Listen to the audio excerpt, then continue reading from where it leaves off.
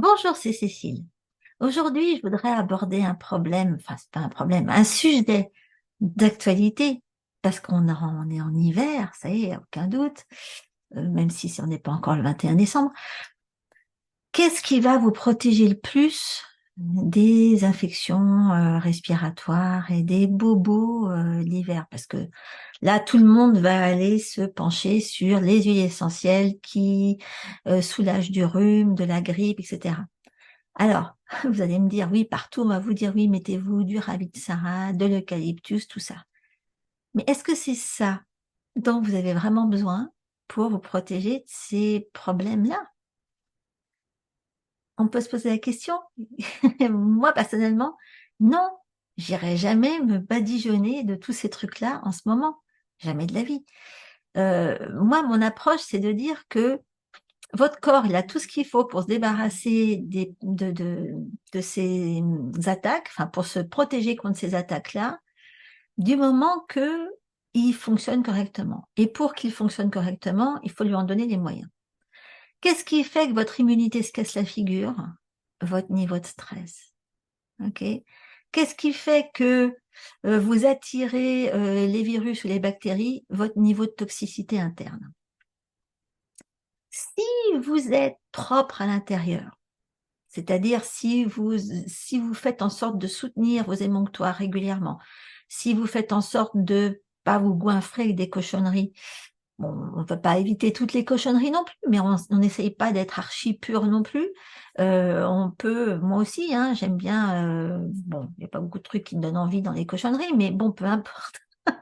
Euh, Sans être des saints en termes d'alimentation, etc. De toute façon, quoi qu'on fasse aujourd'hui, on sera toujours sous-nourri.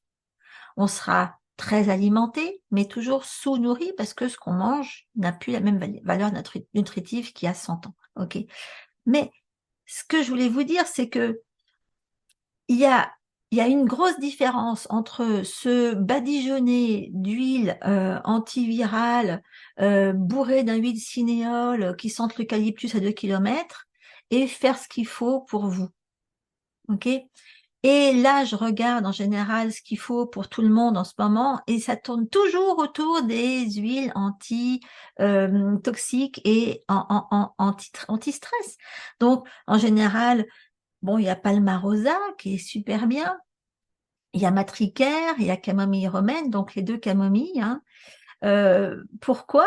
Bah, de toute façon, les deux camomilles, elles sont antibactériennes, antivirales à différents niveaux, même si c'est pas de l'invicinéole, hein, même si c'est pas de l'eucalyptol. Euh, Palmarosa, c'est pareil. Et toutes, du coup, soutiennent votre immunité. Toutes vous donnent les moyens de, ouais, de pas vous laisser bouffer par les événements extérieurs et de pas vous rendre fragile et susceptible de développer une cochonnerie qui n'apparaît que parce que vous êtes un hôte idéal. Ok, l'hôte idéal, il est toxique physiquement, émotionnellement.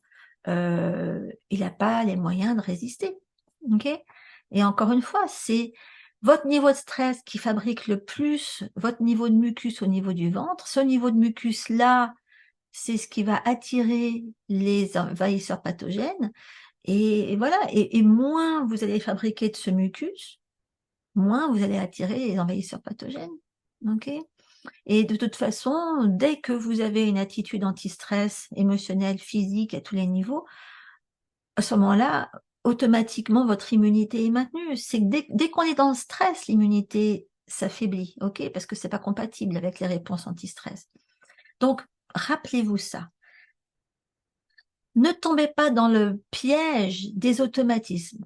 C'est marrant parce que je vous parle de tout ça parce que c'est ma mère ce matin qui m'a dit, oui, ton père, qu'est-ce que je peux lui mettre comme huile pour le protéger de la grippe?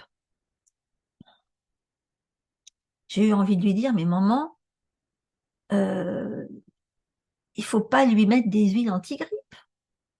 C'est idiot. Et j'ai regardé de quoi il avait besoin. Bon, après, effectivement, il y avait la camomille romaine, entre autres. Mais voilà, dans ces cas-là, il faut s'occuper du système nerveux. D'ailleurs, si vous savez pas, alors encore une fois, d'ailleurs, c'est un super cadeau. Ça, c'est un cadeau de Noël. Ok?